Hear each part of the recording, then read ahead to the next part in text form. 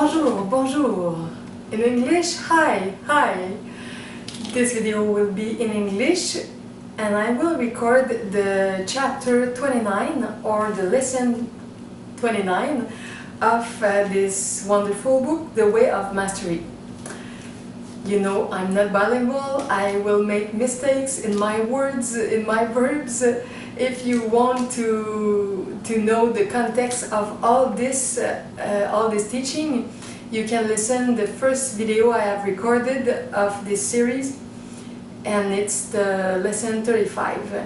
You have the link below the video, and you have my website where I talk about this and many other things that I do in my life in psychology, multidimensional psychology, and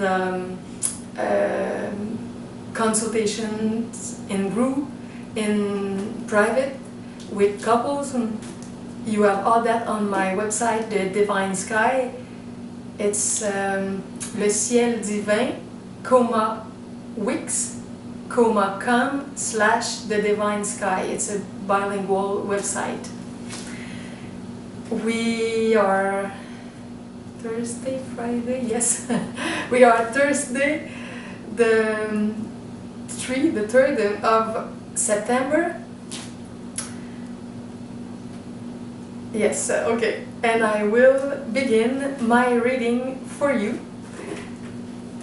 with the title, Freedom is Love Under All Conditions. Just a little commentary at the beginning. Yes, under all conditions. Today, 2 persons wrote to me in email with a lot of difficult questions, commentaries. Sometimes, some days, I have people very happy, very able to understand what I teach, my way of teaching, with donations. But today, 2 persons were really with a mind very different of mine, of me, and it was difficult to communicate together. So it was a little bit hard, and it took me a lot of inside energy to feel harmonious, to feel in love with that. So with the title, Freedom is Love Under All Conditions, yes, it's that. Even when outside with other people, with different reactions, with our law of attraction, sometimes we don't attract always what we want at the first level, and it's a practice to stay in an harmonious way of talking, of writing, and of doing things. But it was good because at the end of these messages, we were in harmony together. At first it was difficult, and with time a little bit more understanding from the part of the other person, from my part, and it was a little bit hard, but it gave good results at the end. So it was okay to take time to do all that, because I knew that with this energy of love and of patience and of explanation, we could find a way to understand each other. Okay, that was my comment.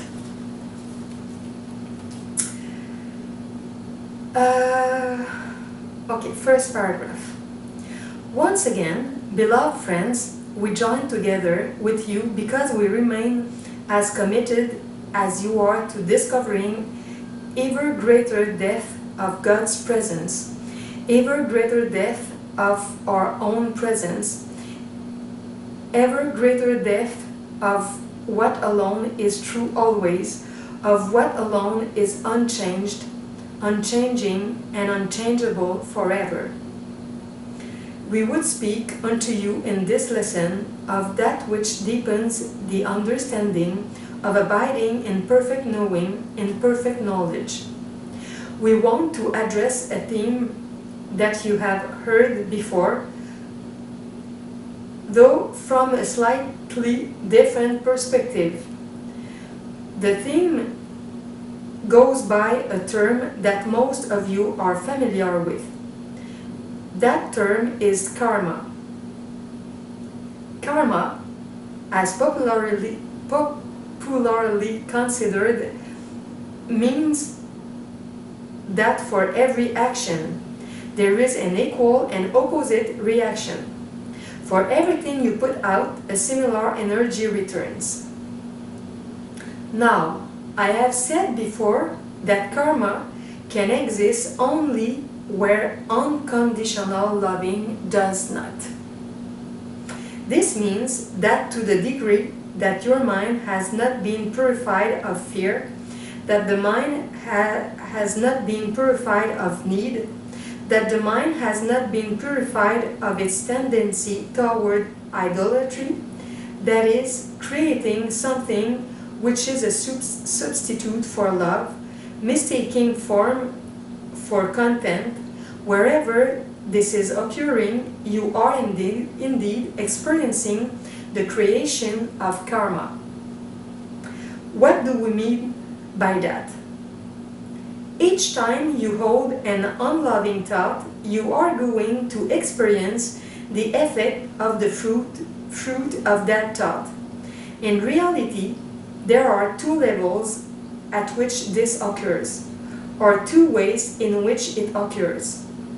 The first is immediate, the second is mediated through the forms of time. Unloving thoughts alter the chemical balance of your body. In the first, in that which is immediate, the very moment you think an unloving thought as a physically embodied being, you immediately alter the electrical flow of energy throughout the physical system. You immediately alter the chemical balance of the body and thereby experience tightness in the body, sadness, perhaps, depression, and overall ill-at-ease feeling. For every negative thought, not just the big ones that you really get your attention wrapped around, but even the small ones, this is still true. Depression can only occur in a mind that has been denying its pathway to joy. Depression, then, is the result of a resistance to the true flow of life throughout the body-mind. This resistance occurs in many ways. It can be the result of not feeling a feeling to its completion, withholding a simple truth, and more often than not, from denying the impulse of the heart.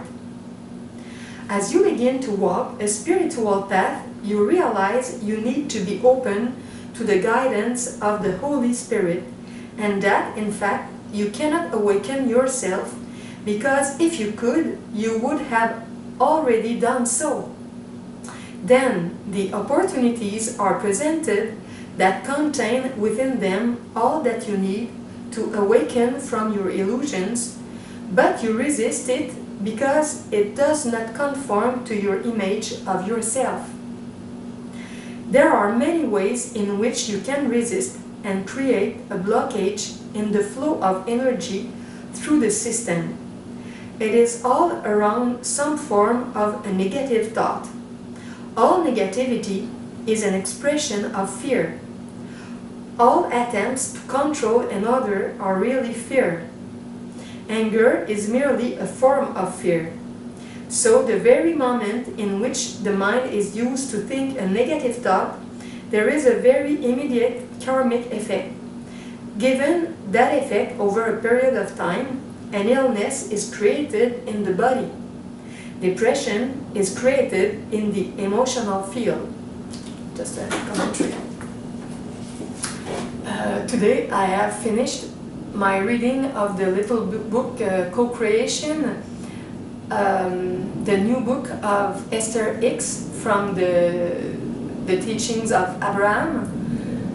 And this book is co-written with Wayne Dyer. Wayne, who is a friend of Esther Hicks, asked to Abraham, by the way of Esther, who is the channel for the group of Abraham. And this book is the result of this communication. And it was very interesting. It's all in the law of attraction. And in a little part, Wayne asked a question about our negative thoughts in link with not loving things that some big companies or groups like Illuminatis or New World Order, things like that, do in the world. And he explained that many people are in fear or in depression or in negativity or in a lot of discussions about that. And Abraham answered that we have to focus on our love, on our solutions, on what we can do to ameliorate our world, and not to focus on these bad things. It's a way of talking in these things. They are not completely bad because it's an experience, and that teaches us to stay in our light and to not focalize our attention on that. Every situation can teach us different things, even what is difficult. Like I said at the beginning, with difficult communications, we have things to learn. With the law of attraction, we understand that it's very, very important to not put a lot of energies in what we call reality, but it's not the reality with the big R, what we call what is there. We have to put more attention in what we really want, what we can create, what we want to see in this planet, in our life. And if we put too much attention on the negative things in the world, we will energize that with our energy. So it's very, very important to ask to ourselves, does I feel love or good energies when I think or talk about that? And if we lose our connection with the source and this very good energy, we have to stop. And I have had also an email of a boy, a young boy, new in all these discoveries, who asked me a question about that, and I answered things in link with what Abraham explained to Wayne Dyer, because it's my way of living my life. And I understand that we take some time to discover things who are not very interesting in our world, but we have to put more time in every day, not on that, but in our solutions, in our visualization. I wrote to this boy, every day I take some time to visualize what I want that my life be in some weeks, months, years. And I visualize also that for the entire planet.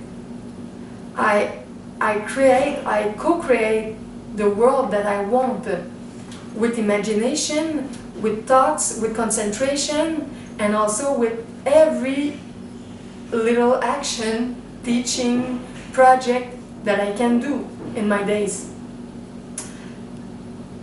So when we stay too many minutes or hours in negative subjects, the depression and the karma will come in our life.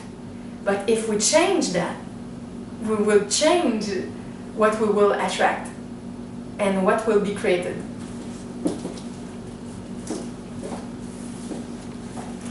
Okay. The world will mirror your thoughts and beliefs. Second, there is a meditated form of karmic response, namely that the world around you will over a period of time coagulate, create itself in a context that will mirror to you that which seems to prove the negative thought that by now you have forgotten you have created. Then you will have the negative thought again, and you will mistakenly believe that the negative thought is there because of the conditions outside of you. An example would be for someone to see an event occur in life, such as the government raising taxes, and then say, "Yes, I've always known that that's the way it is. You cannot trust a single politician." Yet that one is not seeing that 15 years ago he decided that politicians could not be trusted because he heard it from his father and knows in his mind that the politicians will always do something to take more money out of his pocket. Then, 15 years later, when taxes are raised, the mind says, "I knew it. I think I must have been right all along. See what they did. This means that politicians can be trusted." When in fact, the politicians are merely the manifestation that fulfills the prophecy. In this way, I want to invite you to look at your life. How are the events that are occurring and the quality of life you are living possibly reflecting a self-fulfilling prophecy? In other words, how could it be merely the fulfillment of the karma of how you are using the mind? Usually, in the secondary form of the way karma shows up, the beliefs or thoughts are very, very old, deep in your unconscious. As you go back in time and look at your life, ask, what must I have believed previously for this effect to be showing up? For instance, if you have no money, look well at what you have believed about money in the past. Especially, look to see, what were the beliefs about money that my parents held? For indeed, as we have touched on before, each soul drops into this world through the context of the parents. There is a context of perception, belief, and attitude that you begin to be colored by because you are accepting that coloration into the field of your own energy as a means of making contact with this world and emerging into it. If, for instance, the parents believe that spirituality and material wealth cannot go together, and therefore to be spiritual means to do without materially, then look at how your life has evolved. Do you find a block at receiving money for being of service to others, but no block in receiving money for doing something you dislike? Just a comment. I wrote to one person today that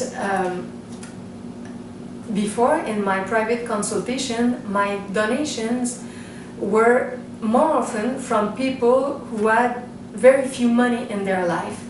And it was a mirror of me because I live with not a lot of money in my life.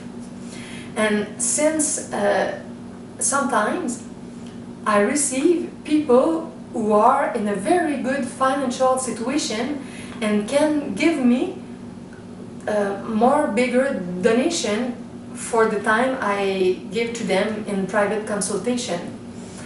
And I realized that it is a change in my attraction law.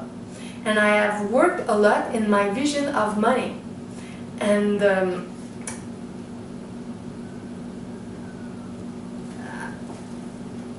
I could explain a lot of things, but I know that I didn't accept it in the past to receive a lot of money because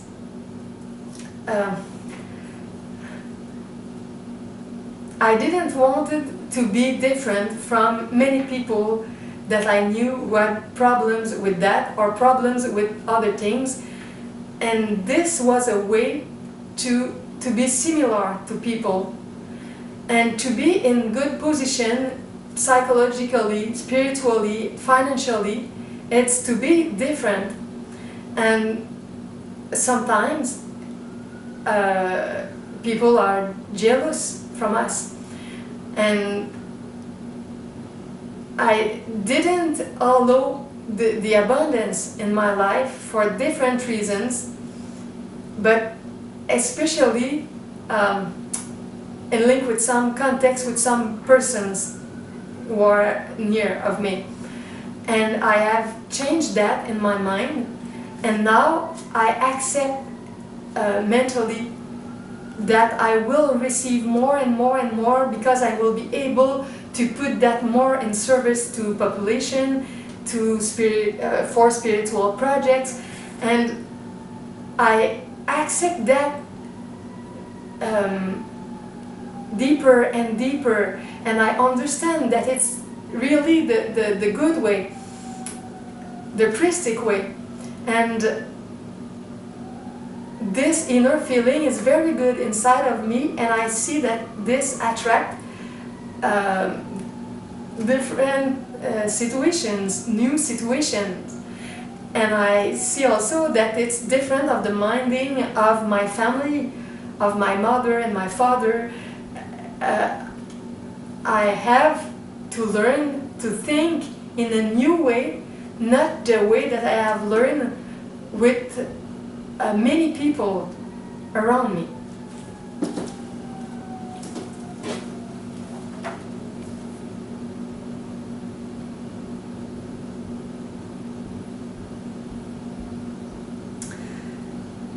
Okay, I continue. Live in that question, beloved friends, and begin to apply it to the whole of your life. As you look at your life, look at the effects you experience as your surroundings and your context. Are you alone with no lover or friends? What have you believed about the world previously? For somewhere it is the nature of your thought, the agreements you have made unconsciously or consciously about that things mean, the agreements you have made with the family and the culture in which you have been birthed, that has actually generated the energy that is showing up as the effects you experience as your life. What thoughts or beliefs were you holding within the mind? One common thought might be, oh, I just can't really make it on my own. I need to be care of. I don't believe I have what it takes. Then, 25 years later, you wonder why you feel resentment toward the mate. The resentment is merely the recognition that you thought a negative thought about yourself, acted upon it, and have created the effects of someone who is controlling and provides you with all your money.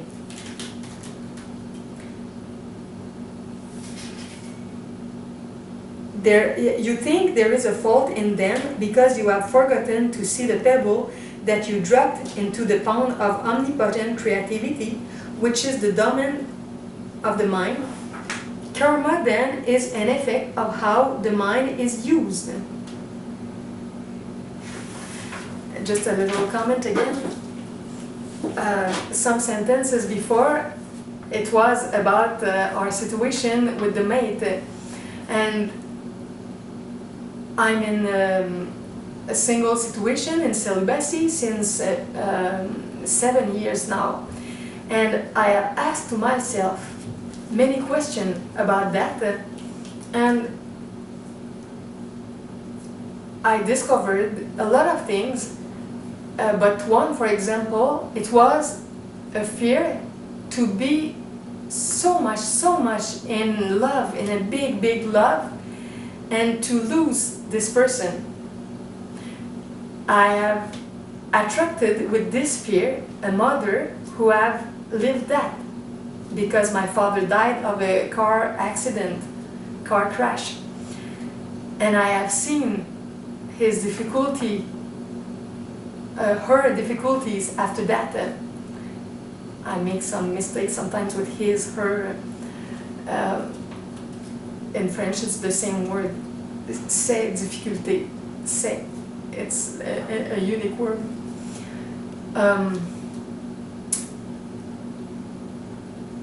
And in a past life, I have lost the man that I loved so deeply. And in this life, my soul decided unconsciously to live different situation where I am alone or in couple before, in the years before, but even as if I was alone, because my boyfriend wasn't really there. He was like a ghost, I can say. And because I wanted to feel that I was able to be happy even if I'm not in couple.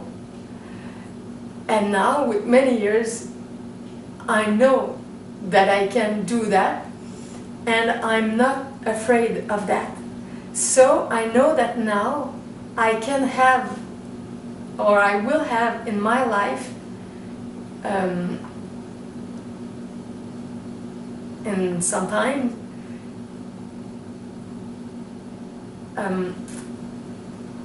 the man that my heart loves a lot, or that my soul is in direct link, because I'm ready. Maybe not completely, because if it was very complete, this situation would be like this now. But many things have changed inside of me, and now I'm able to accept to live a big loving relationship, big love. And if in that I have to go in the celestial sphere before him, or if he has to go there before me, it will be okay. I will be able to live with that. So I know that I have the divine strength inside of me if I am single, and also if I am in couple. With that, I'm ready to all situations and to stay in balance. And this will attract a new situation. I know that, and you will see that in the times that will come.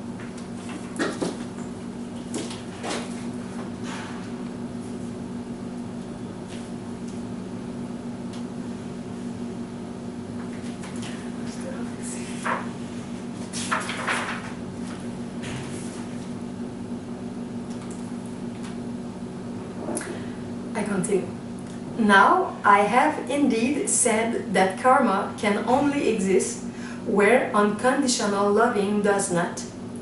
What does this mean? When the mind unconditionally loves, it loves first itself and places no conditions upon what it receives as ideas from the universe.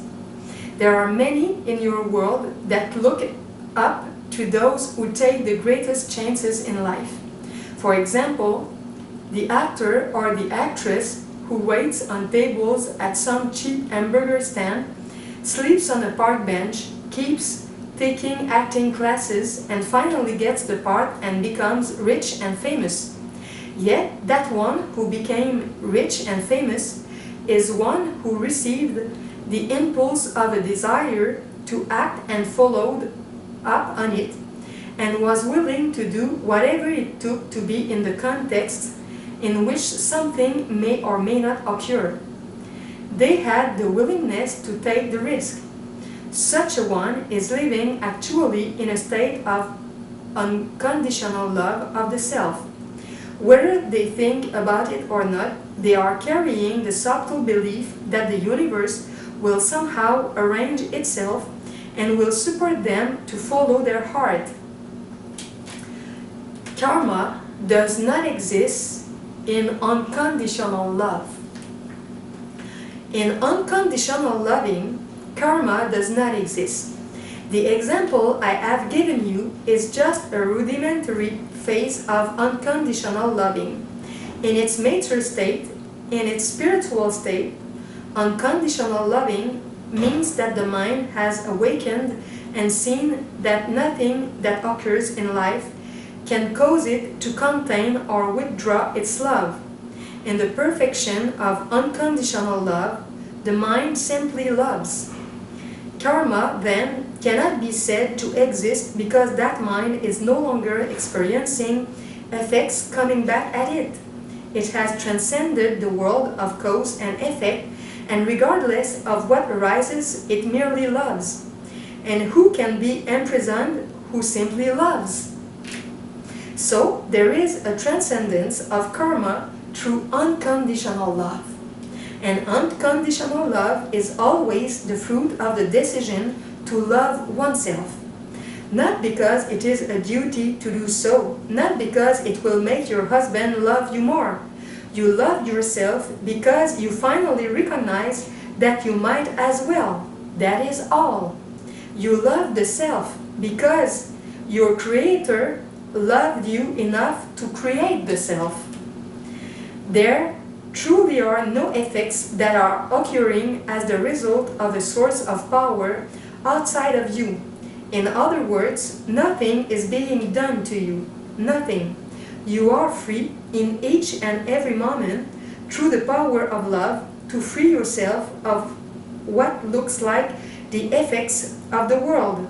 In truth, you are never at the effect of anything but the illusions of thought and belief that you have learned to project onto the world.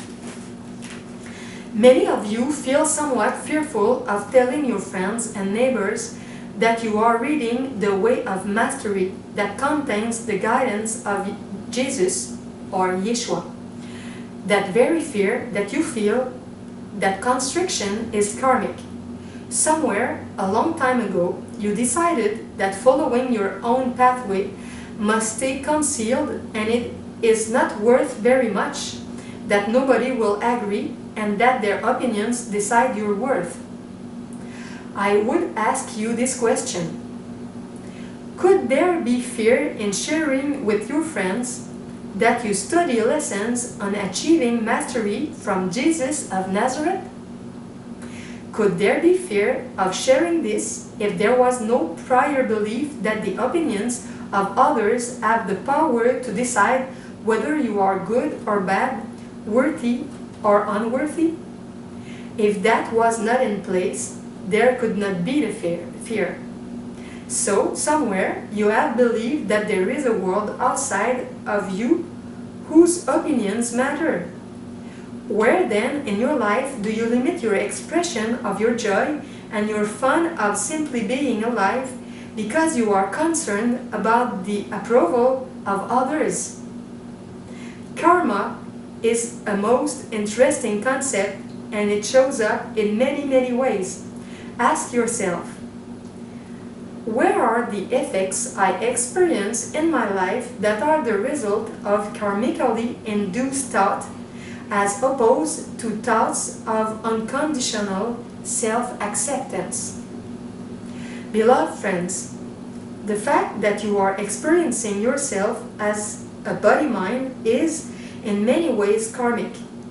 That is, it is the result of the vast expanse of mind to dare to think a teeny mad idea and take it seriously that it could separate myself from the love of God and create an experience that convinces me that I have succeeded at achieving separation.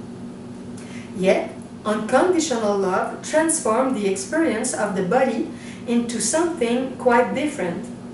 Unconditional love of self translates the life of the body-mind, the life of paying taxes, the life of keeping your car well-oiled. All of it is translated so that the world becomes not something that proves your unworthiness, your separation, but rather as a medium of communication in which magic, in a sense, is always at play. Miracle-mindedness is always at play. You go to take your car to fill up your gas tank. Because your heart is open, your mind is open, you are not in resistance to it, and your eyes are open. You look around you and you feel the energy of somebody at the pump on the other side of the island. Because your heart is open, you go up to them and say, "I'm just here pumping my gas. I looked up and saw you. You've got a great smile. You've made my whole day. Thank you." Then a conversation is struck and it is discovered that they are looking for someone in their corporation who happens to have your skills, and you are looking for a new job.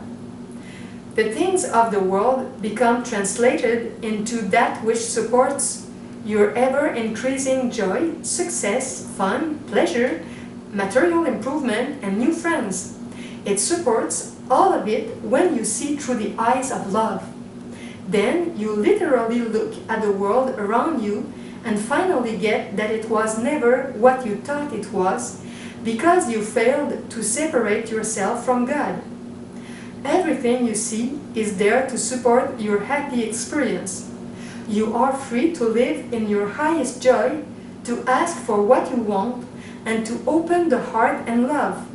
And the universe will respond according to the beliefs you hold about yourself within yourself. Karma can be transcended. Look at your life then with respect to your karma, or the action that is occurring in response to a former action. One of the most powerful things you could ever do is to ask the question, what must I have believed is true about the world to be living the life I am living now? This is not to say that karma is bad or wrong. It's not. It's merely effect, cause and effect. Then ask yourself, where in the effects I am experiencing now can I bring a greater degree of unconditional loving acceptance? Where am I looking through the eyes of boredom instead of appreciation? Where can I bring a greater depth of unconditional love?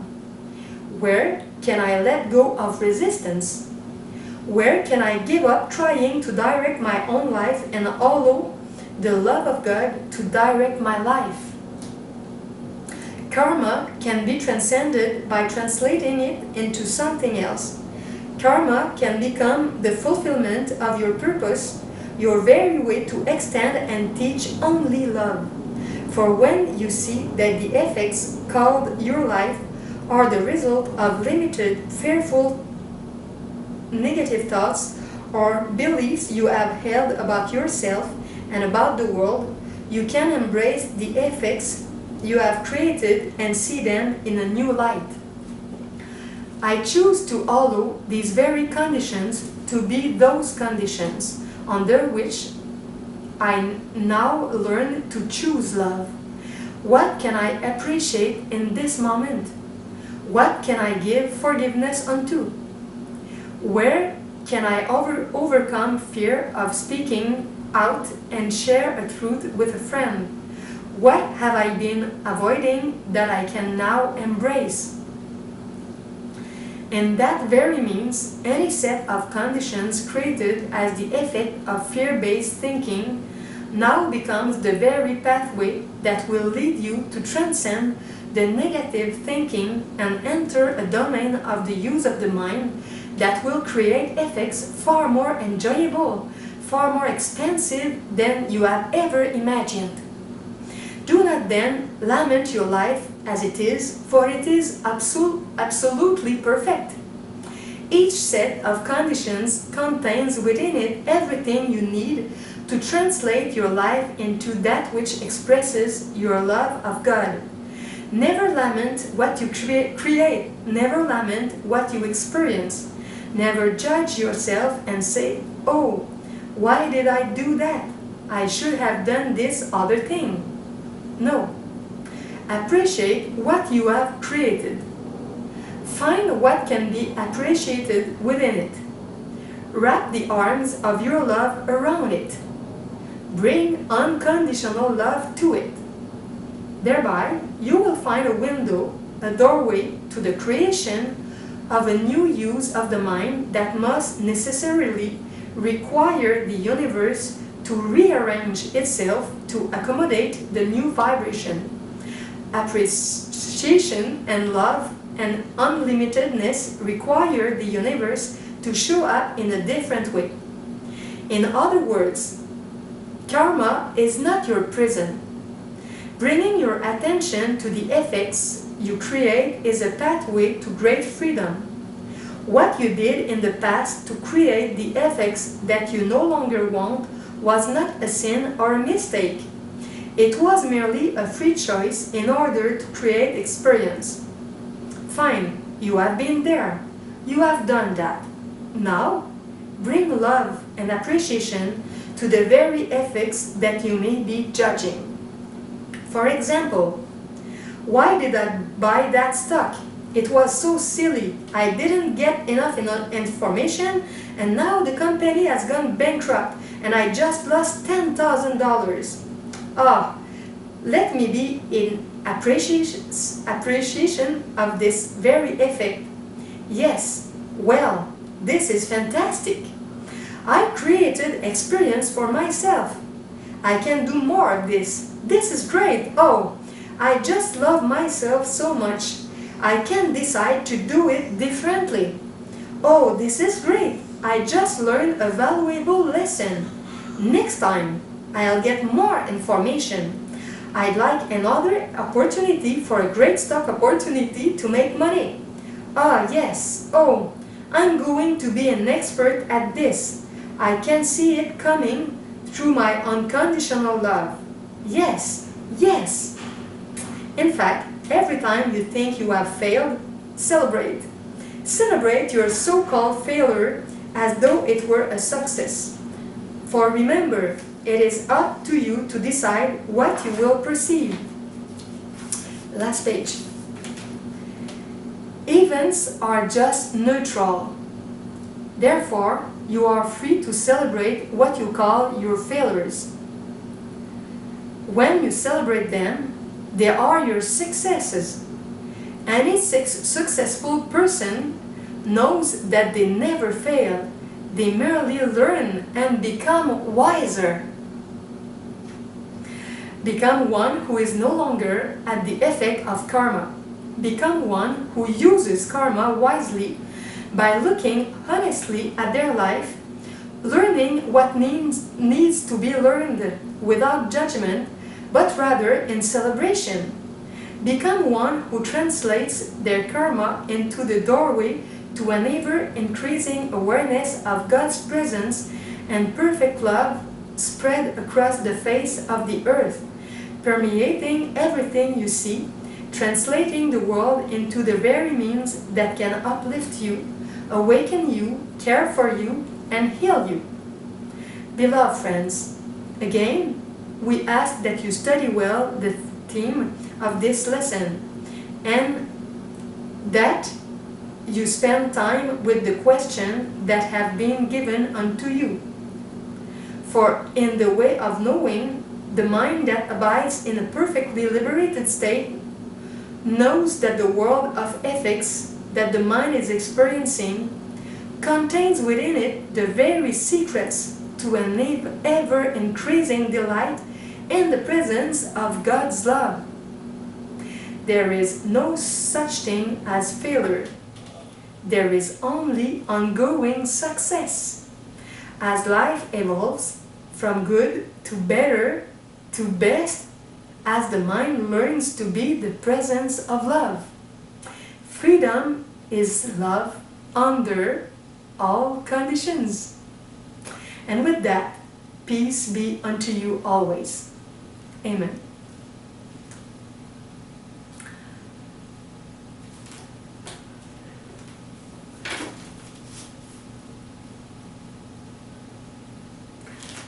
I won't add new thing.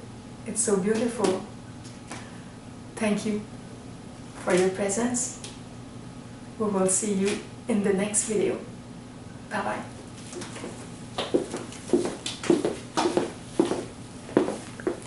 Oh, we will see you. It's not a good expression, I think. I will see you, or we will see together.